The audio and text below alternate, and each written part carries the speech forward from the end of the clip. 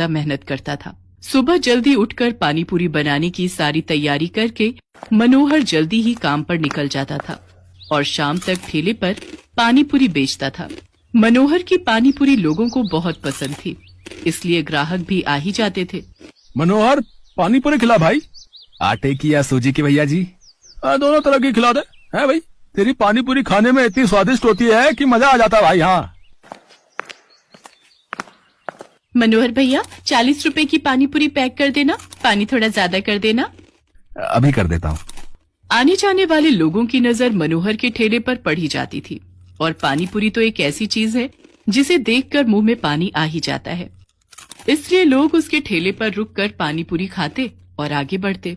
पर कुछ दिनों से मनोहर के ठेले पर भीड़ आनी कम हो गई थी, क्योंकि मानसून आ गया था और रोजाना ही तेज बारिश आ जाती थी, इसलिए लोग सड़क पर कम रुकते थे।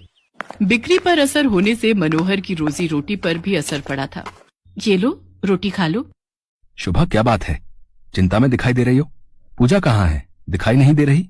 वो पड़ोस वाली माला के घर खेलने गई है। वो शरद बाबू आए थे, मकान का किराया मांग रहे थे। बोल रहे थे 15 दिन ऊपर हो गए हैं, उन्हें अगले हफ्ते तक किराया चाहिए, नहीं तो हमें ये घर खाली करना पड़ेगा।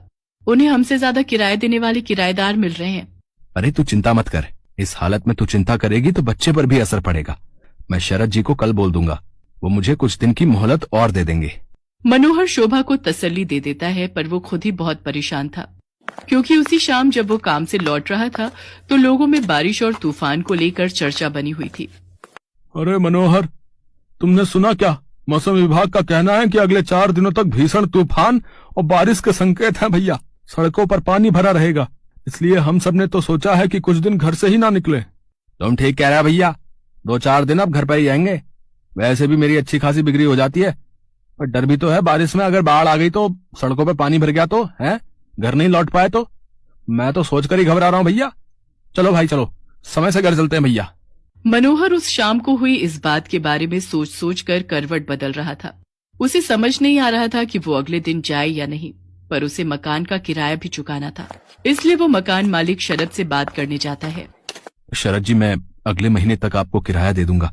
अभी बारिशों का सीजन है तो काम बिल्कुल भी नहीं है। देख मनोहर, मैंने घर किराए पर देने से पहले ही ये शर्त रखी थी कि मुझे किराया समय पर चाहिए, पर तू हर बार ही किराया लेट कर देता है। अब मैं और देर नहीं कर सकता। तू अगले 2 दिन तक मेरा किराया दे दे, वरना घर खाली कर दे। मेरे पास इतना टाइम नहीं है कि तेरे से बात करूं, मुझे काम से जाना है। मनोहर चिंता में घुला घर लौट आता है। उसके पास कोई और चारा नहीं था, इसलिए वो अगले दिन फिर से पानी पूरी का ठेला लेकर काम पर जाने लगता है। पड़ोस की सुनीता भाभी कह रही थी कि अगले 2 दिनों तक बहुत बारिश होने वाली है, आप 2-3 दिन काम पर ना जाओ तो अच्छा है। शोभा, मैंने शरद जी से बात की थी, वो नहीं मान रहे हैं। उन्हें अगले 2 दिन में किराया चाहिए, इसलिए मुझे पानी पूरी का ठेला लगाने जाना ही होगा। मनोहर घर से निकल पड़ता है। वो ठेला लेकर जब अपनी जगह पर पहुंचा तो उसने देखा आज बहुत कम ठेले वाले खड़े थे। उसे पता था कि सबने पहले ही मना कर दिया था, इसलिए सब 2-3 दिन घर पर ही रहेंगे। मनोहर अभी अपना ठेला तैयार कर ही रहा था कि अचानक तेज बारिश शुरू हो गई और बारिश लगातार तेज होती जा रही थी। मनोहर का पूरा ठेला बारिश के पानी से भीग चुका था। उसका बहुत नुकसान हो गया था। हे भगवान, कितना नुकसान हो गया। सोचा था आज थोड़ी कमाई हो जाएगी तो किराए के थोड़े पैसे देकर शरद जी को संभाल लूंगा, पर अब क्या करूं? आज तो एक पाई की भी कमाई नहीं हुई। अब तो वापस घर जाने के सिवा कोई रास्ता नहीं। घर ही चला जाता हूँ। बारिश का पानी सड़कों पर भर रहा है, अगर कुछ देर और रुका तो यहीं फंस जाऊंगा। मनोहर अपने ठेले को अभी लेकर जा ही रहा था कि अचानक से एक गाड़ी तेजी से आती है और सड़क पर फिसलती हुई एक पेड़ से टकरा जाती है। अचानक हुए ऐसे हादसे से मनोहर दंग रह जाता है। वो देखता है कि गाड़ी एक महिला चला रही थी और बराबर में उसके एक छोटी बच्ची बैठी हुई थी। महिला की ज्यादा चोट आई थी और वो बेहोश हो गई थी। बच्ची को खरोंचे आई थी और वो दर्द से रो रही थी। मनोहर उनके पास जाता है और रोती हुई बच्ची को गोद में उठा लेता है। लोग उसका साथ देने से मना कर देते हैं। हे भगवान, न जाने ये कौन है। चुप हो जा बिटिया, इसके तो हाथ पर चोट आई है। अगर इन्हें कुछ ही देर में अस्पताल नहीं ले गया तो अनर्थ हो जाएगा। ए भैया, जरा ऑटो रोको। ए भैया, आओ भैया, जरा गाड़ी रोको। कोई रोक ही नहीं रहा, कोई भी मदद करने को तैयार नहीं हो रहा है। मैं इन दोनों को इस हालत में यहाँ मरने के लिए नहीं छोड़ सकता। मेरी आत्मा इसके लिए कभी हाँ नहीं कहेगी। अब मैं क्या करूँ? अब तो एक ही रास्ता बचा है। मनोहर को कुछ समझ नहीं आ रहा था। उस महिला की हालत गंभीर होती जा रही थी। उसके खून बह रहा था। मनोहर जल्दी से अपने ठेले का सामान उतारता है और बड़ी मुश्किल से उस औरत को अपने ठेले पर लिटाता है और बच्ची को भी साथ में ठेले पर बिठाकर बारिश में भीगता हुआ बड़ी मुश्किल से एक अस्पताल में पहुंचता है। उसे इस हालत में देखकर अस्पताल के डॉक्टर और नर्स जल्दी से उस महिला को एडमिट करते हैं। मनोहर उस रोती हुई बच्ची को संभाल रहा था। बच्ची के हाथ में चोट थी। मनोहर ने अपने मोबाइल से अपनी पत्नी शोभा को भी फोन कर दिया था ताकि वो परेशान न हो। कुछ घंटों बाद महिला को होश आता है। वो अपने पति को फोन मिलाती है। कुछ देर बाद उसका पति हॉस्पिटल पहुंचता है और अपनी पत्नी और बच्चे की हालत देखकर घबरा जाता है। डॉक्टर, सुषमा कैसी है? ये सब क्या हो गया?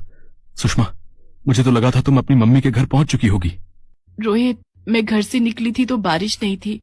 मैंने सोचा आराम से पहुंच जाऊंगी, पर अचानक पता नहीं क्या हुआ, मैं गाड़ी संभाल नहीं पाई।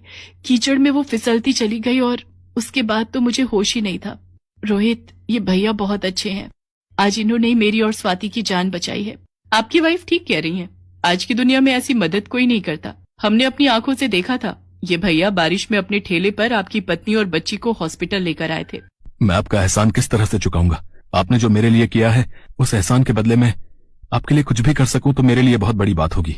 बाबूजी, ये तो मेरा धर्म है। अगर मुसीबत में पड़े लोगों की जिसने सहायता नहीं की तो वो इंसान ही क्या। रोहित को पता चलता है कि मनोहर पानीपुरी का ठेला चलाता है। वो देखता है कि मनोहर बहुत गरीब और मजबूर है, जो अकेले ही बड़ी मुश्किल से अपना परिवार चला रहा है। मनोहर भैया, अब आपको चिंता करने की कोई जरूरत नहीं है। आपका मकान का किराया भी भर जाएगा और आपके परिवार की परेशानियां भी दूर हो जाएंगी। आपकी अपनी पानीपुरी और चाट की दुकान होगी, जिसको खुलवाना मेरी जिम्मेदारी है। रोहित की बातें सुनकर मनोहर के चेहरे पर खुशी झलक आती है। कुछ ही दिनों में रोहित मनोहर को पानीपुरी और चाट की एक बड़ी और अच्छी दुकान खुलवा देता है। मनोहर को उसकी अच्छाई का फल मिल जाता है और उसकी सारी परेशानियां दूर हो जाती हैं।